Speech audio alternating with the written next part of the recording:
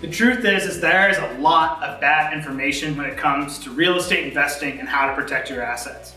Whether it's Joe Lucky, the keyboard warrior from an internet forum, or your CPA, or in the worst case scenario, a general practitioner that thinks he has a clue about what it means to be a real estate investor, if they tell you that all you need is insurance, they are wrong. Insurance protects you from different types of claims than an LLC does. Let's take, for example, a case that I had, a client. It wasn't a slip and fall on her front porch. It wasn't that somebody had a simple case of negligence in the management of the property. Well, those would be things that insurance would cover. In her case is that she remodeled a house and she replaced the plumbing underneath the house.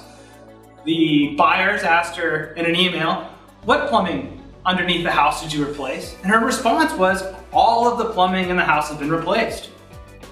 Come to find out 3 months later, after the sale, that there was a leak in the plumbing, resulting in tens of thousands of dollars to damage because the buyers at that point were out of town. Well, what do you think happened? Well, a lawsuit happened because the buyers were saying that your email was intentionally fraudulent when you told us that all of the plumbing in the house had been replaced. This isn't a case of a seller who was intentionally misleading a buyer. This is a case that happens with almost all lawsuits. It's a misunderstanding. You don't have to be a bad person to get sued. All you have to have is a misunderstanding.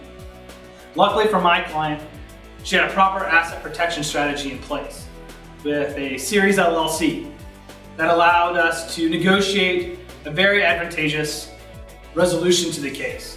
In fact, that particular case, we were able to get completely dropped. My name is Scott Smith.